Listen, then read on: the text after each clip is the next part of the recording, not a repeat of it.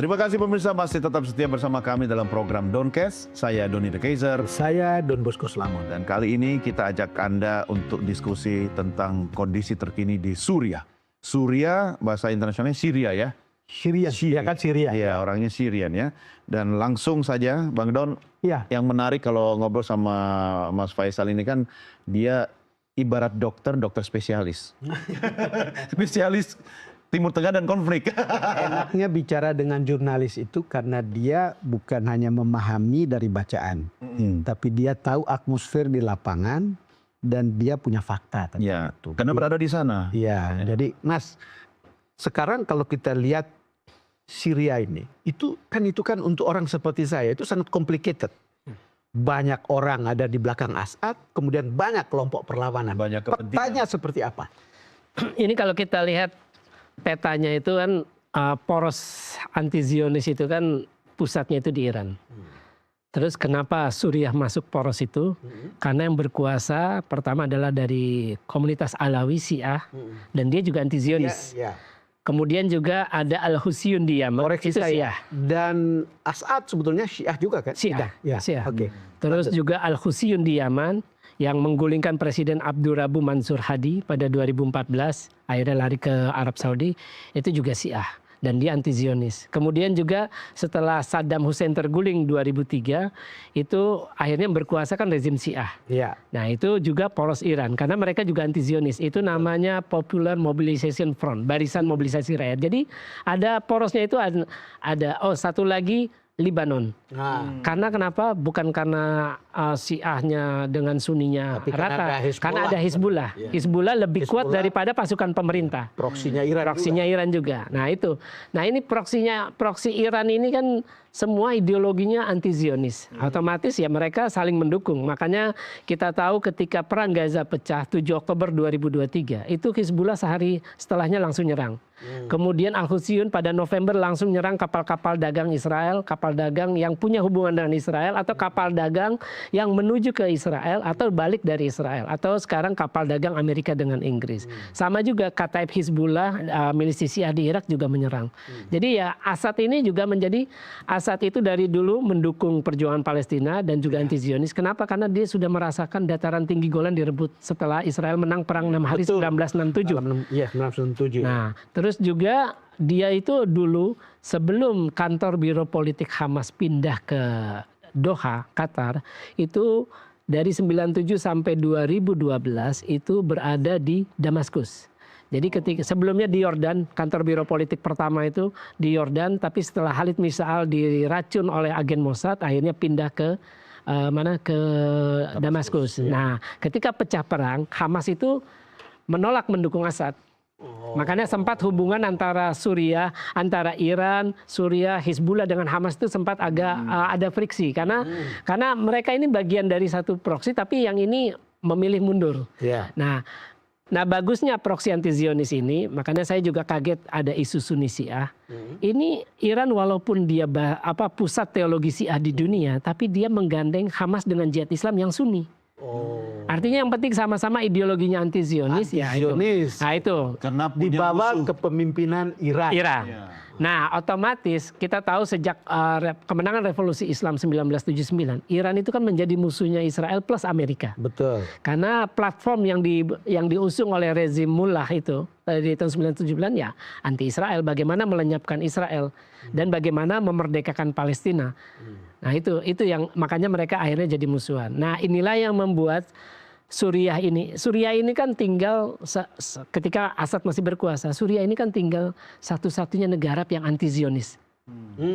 Setelah Gaddafi habis kan Libya. Iya. Jadi tinggal Suriah. Nah, Suriah ini kan penting. Yang Kenapa? lain sudah menjalin. Sudah menjalin, negara-negara Arab Teluk sudah menjalin kerjasama. Kita tahu perjanjian Ibrahim 2020. Nah, tinggal negara Arab itu tinggal Suriah aja. Makanya Suriah ini penting karena kenapa? Dia berbatasan dengan Lebanon. Lebanon itu karena ada Hizbullah porosnya Iran. Suriah itu berbatasan dengan Israel. Ini masalah security, keamanan di Israel. Kalau penjelasan Mas Faisal, artinya Israel juga sangat berkepentingan untuk menyelesaikan Iya, tentu Assad saja. Iya. di Syria. Iya, tentu saja karena kan Suriah ini mendukung menjadi jalur pasokan senjata Iran untuk Hizbullah, juga menjadi tempat pelatihan bagi pejuang Hamas di sana. Dan juga Hamas dengan Hizbullah kan punya perwakilan. Selain itu juga Suriah ini kan menampung para pengungsi para pengungsi Palestina itu di Yarmouk, Camp Yarmouk itu di pinggiran Damaskus, di luar Damaskus. Nah, itu membuat itu. Nah, terus juga ketika Assad ini tumbang, ada 3 negara yang punya kepentingan untuk yang akan mempengaruhi masa depan Suriah nantinya. Ada Turki. Ada Turki. Betul. Kenapa Turki itu berkepentingan? Karena dia mengklaim sebenarnya Turki sudah melanggar hukum internasional karena dia menginvasi Suriah, utara Suriah dan utara Irak pada awal Oktober 2019. Itu ada suku Kurdi. Ya, jadi Erdogan mengklaim bahwa orang-orang Kurdi itu PKK, Partai Buruhnya Kurdistan itu di utara Suriah membantu jaringan pemberontak di provinsi Diyarbakir, tenggaranya Turki. Nah, makanya Turki walaupun dia melanggar hukum internasional, ya dia tetap masuk ke sana. Dan dia, jadi selama Kurdi versi Erdogannya tidak bisa memastikan bahwa Kurdi ini tidak jinak, tidak lagi membuat kerusuhan di Turki, ya Turki akan tetap di sana. Sama Israel juga, Israel ingin memastikan bahwa rezim baru setelah Julani ini berkuasa, Abu Muhammad al-Julani, nama aslinya Ahmad Hussein Asyara, itu berkuasa bahwa dia tidak anti Zionis seperti Assad. Dia tidak memfasilitasi milisi Syiah anti Zionis. Dia tidak lagi menjadikan Suriah lalu lintas perbatasan senjata dari Iran ke Lebanon untuk Hizbullah. Jadi Iran itu Israel itu fungsinya itu. komitmennya. Jadi makanya kan orang mengatakan, pengamat ya mengatakan, yang paling diuntungkan dari jatuhnya rezim Bashar al-Assad adalah Israel. Iya, memang benar. Dan kita lihat Israel langsung menyatakan bahwa perjanjian 1974 dengan Suriah, ketika itu dinasti Assad sudah berkuasa, Hafiz itu dianggap batal. Hafiz al-Assad, bapaknya. Makanya dia akhirnya langsung masuk ke wilayah penyangga dataran tinggi Golan untuk Suriah, bagian Suriah. Kemudian juga mencaplok Gunung Hermon, Jabal al-Sheikh bahasa Arabnya. Itu Gunung Hermon ini gunung paling tinggi di Suriah. Dan dia berbatasan dengan Lebanon. Artinya dengan mendirikan pos di sana, Israel itu bisa memantau bagaimana pergerakan Hizbullah. Karena posisinya tinggi. Paling tinggi. Mas, Iya. ini tadi kita bicara soal kondisi dalam negeri Suriah sebelum runtuhnya Assad. Itu kan karena musuh bersamanya kan Assad kan? Iya. Setelah musuh bersama sudah tidak ada, bagaimana Suriah ke depan? Kalau saya melihat Suriah bisa tidak stabil. Tadi saya lihat udah ada campur tiga negara asing yang punya kepentingan. Iya. Tapi kelompok pemberontak sendiri ini ada problem, ada tantangan. Pertama, Mereka solid kena satu waktu itu, satu tujuan. gitu. Ya, termasuk ISIS, Al-Qaeda kan 2011 mulainya untuk itu. Tapi setelah ini kan, ini tantangan terbesarnya pertama pada diri Abu Muhammad al-Julani sendiri. Julani kan udah mengklaim, saya itu tidak ikut ISIS, tidak ikut Al-Qaeda. Ketika dia membubarkan Jabhat Nusrah, mendirikan HTS pada 2017. Itu kan masih harus dibuktikan.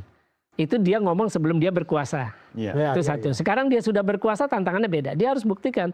Karena pembuktian dia ini penting.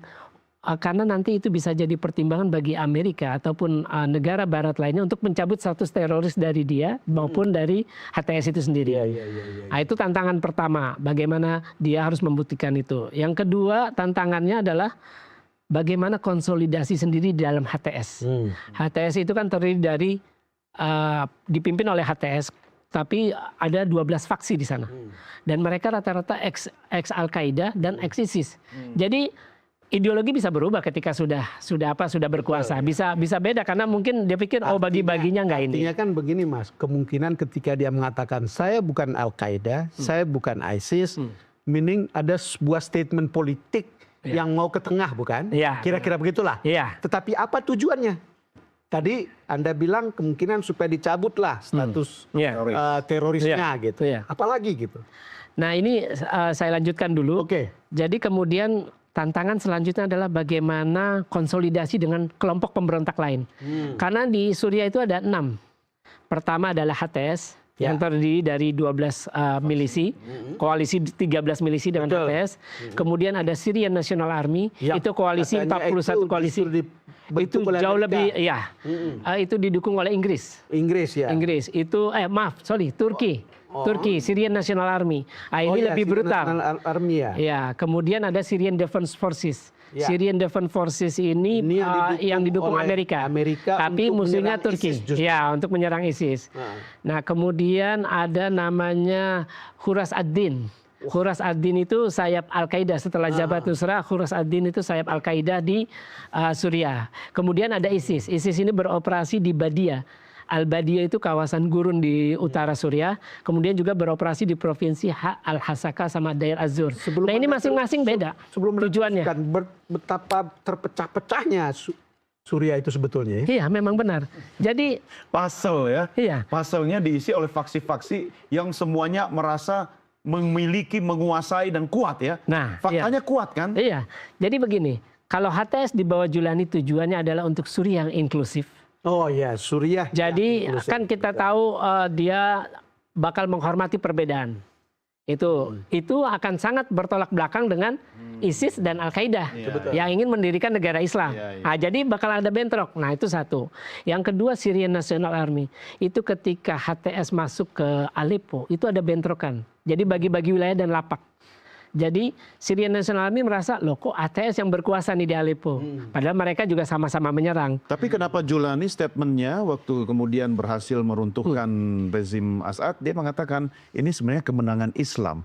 Menggunakan diksi Islam itu apakah sebenarnya untuk sebagai perekat dari faksi-faksi yang berbeda-beda dan banyak itu? Bisa jadi, karena mayoritas kan Islam. Walaupun dengan perspektif Islamnya berbeda. Ada Islam yang Wahabi takfiri, ada yang Islam moderat. Itu kan kalau kayak ISIS kan udah Wahabi yang takfiri itu sendiri. Kan? Nah, kemudian begini juga, Syrian National Army itu tujuannya adalah bagaimana menghabisi SDF. SDF ini kan mayoritas orang Kurdi. Iya. Nah, sebaliknya SDF ini dibentuk untuk memerangi ISIS. Memerangi ISIS. Nah, SNA ini, Syrian National Army, didukung oleh Turki. Ya, karena Turki punya kepentingan dengan lewat Syrian National Army menghabisi orang-orang Kurdi. Nah, berbahayanya kan sampai sekarang terjadi pertempuran nih. Antara Syrian National Army dengan SDF. Nah, SDF ini adalah kelompok milisi yang mengelola Camp Al-Hol, Camp Roja yang isinya keluarga anggota ISIS dan penjara-penjara ISIS di sana di utara timur laut Suriah. Nah, kemudian ISIS sama Al-Qaeda, bagi ISIS mereka itu semua istilahnya sesat, kafir. Karena tujuannya kan bukan untuk mendirikan negara Islam. Nah, yang menarik adalah sebenarnya bayangan Julani tentang Suriah ke depan ada seperti apa? Itu ada. Dia punya bayangan atau tidak? Karena lihat kondisi yang Anda petakan, kayaknya sulit sekali untuk melihat Suriah itu akan berjalan dengan lebih baik mungkin dari sebelumnya. Iya, memang benar. Iya kan? Iya, memang benar. Tapi yang menarik, dia itu kelihatannya sekarang fokus bagaimana membentuk pemerintahan di Suriah. Kalau kita lihat dia. Sekarang pertanyaannya, mungkin nggak itu akan efektif? Dia sendiri saya baca ya. Dia itu Sunni kan? Sunni. Iya. Sunni, ya benar. Sunni. Tapi dia dia itu menjadi ekstrem, berpaham seperti ISIS, tidak menerima perbedaan, menganggap yang lain beda sedikit, sesat, kafir, layak dibunuh, halal darahnya. Itu dia menjadi ekstrem bareng Abu Bakar al-Baghdadi. Dia itu sangkatan. Itu ketika dua-duanya sama-sama ditahan Camp Buka.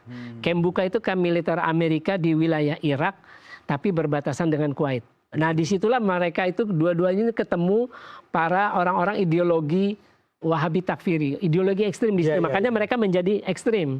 Nah, tapi kemudian dalam wawancara dengan CNN menarik, dia bilang, saya orang yang umur 20, kan dia mulai berjuang umur 20 tuh, 2003. Dengan saya yang sekarang, dia sekarang umurnya 42. Kalau nggak 42, antara itulah usianya dia. Dia bilang saya berbeda. Dan dia buktikan di Idlib. Dia bikin sendiri, dia keluar dari Al-Qaeda, dia juga keluar dari ISIS gabung sama Al-Qaeda, terus kemudian dia keluar dari Al-Qaeda. Nah, ini kalau kita lihat seperti apa sih nanti rezim baru di Suriah. Nah, tahan dulu. Karena sepertinya ini akan menarik ini. Kalau kita bicara sudah runtuh rezim Assad, tapi yang berikutnya seperti apa? Sepertinya perlu teh dan kopi dulu ya.